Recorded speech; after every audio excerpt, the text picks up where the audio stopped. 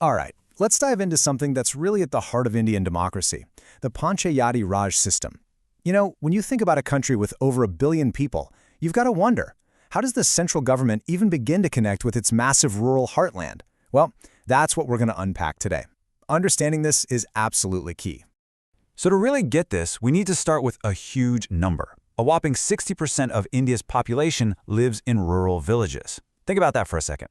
That's not just one big group. It's thousands and thousands of villages, each with its own unique problems, its own customs, its own way of doing things.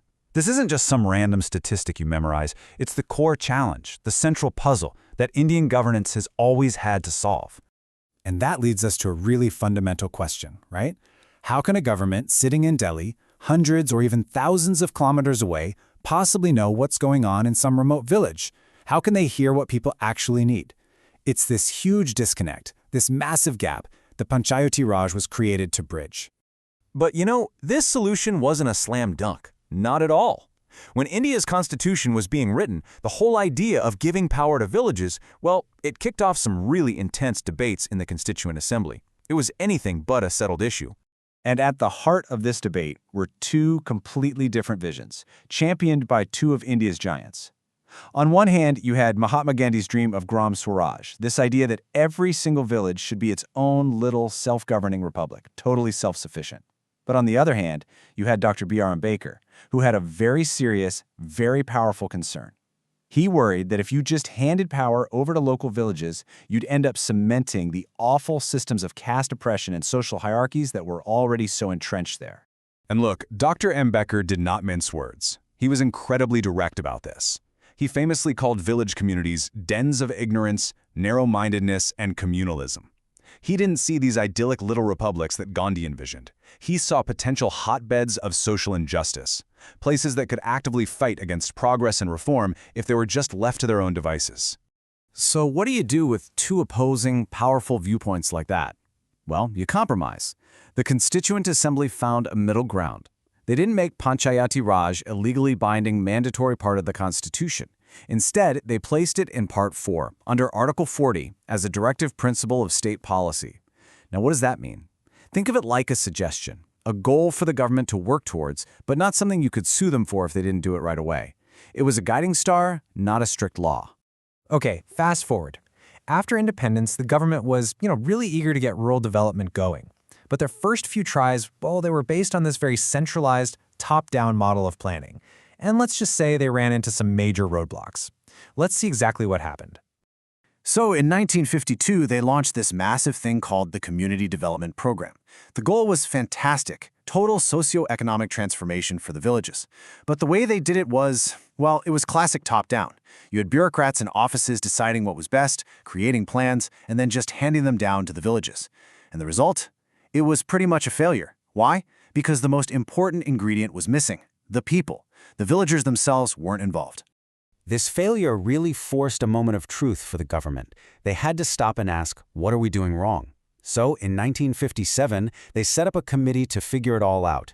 And this committee, led by a man named Balwant Rai Mehta, was about to completely change the game for local governance in India. The committee's finding was crystal clear. The top-down approach just wasn't working. Their big idea, their core recommendation, was a total shift in thinking. They called it democratic decentralization. And the concept is actually pretty simple, but it's incredibly powerful. It means you stop having bureaucrats dictate things from on high. Instead, you transfer real authority, real power, and real resources down to the local level. You flip the pyramid and create a bottom-up system where people can actually control their own development. And here's the brilliant part.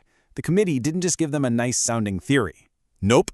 They laid out a detailed, practical blueprint for how to actually make this democratic decentralization happen. And this blueprint, it became the very foundation of the Panchayati Raj system we know today. So what did this blueprint look like? It was a really smart 3-level structure.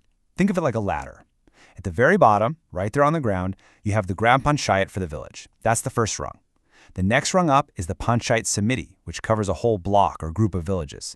And at the very top of this local ladder, you have the Zilla Parishad at the district level. See? A clear, connected system from the village all the way up to the district. And each level had a specific job. The Gram Panchayat, the one at the village level, was the most important one in a way. It was supposed to be directly elected by the people, real democracy, and it was the main body for getting things done. The Panchayat Samiti, the middle tier, was also an executive body, but its members were chosen indirectly. And then the Zila Parishad at the top, its role was more about advising and supervising the whole system, with the district collector as the chairperson to link everything up with the state government. So, the government loved this idea. The recommendations were accepted, and it was like a starting gun went off. States across the country started setting up these systems. But, and this is a big but, the way they did it created a whole new set of problems. I mean, things moved fast. The National Development Council gave it the green light in 1958. By 1959, Rajasthan was the very first state to jump in and implement it. And just a few years later, by the mid-60s, pretty much every state had adopted some version of Panchayati Raj. On the surface, it looked like a huge success story. But here's the crucial twist. The central body, the National Development Council, didn't say everyone has to do it exactly this way. They gave states the flexibility to tweak the system to fit their own needs. And while that sounds good in theory, in practice it created, well, a bit of a mess. There was zero uniformity. The blueprint was for 3 tiers, right? But you had some states doing 2 tiers, some even doing 4. The powers, the functions, who did what, it was completely different from one state to the next. It was a patchwork quilt of different systems. And this was the real problem for decades. Everybody agreed on the principle. Yes, democratic decentralization is the way to go. But the reality on the ground was this fragmented, inconsistent mess. So the big question just hung in the air for years. If there's no uniform structure, no real constitutional power behind it, how effective can Panchayati Raj ever really be?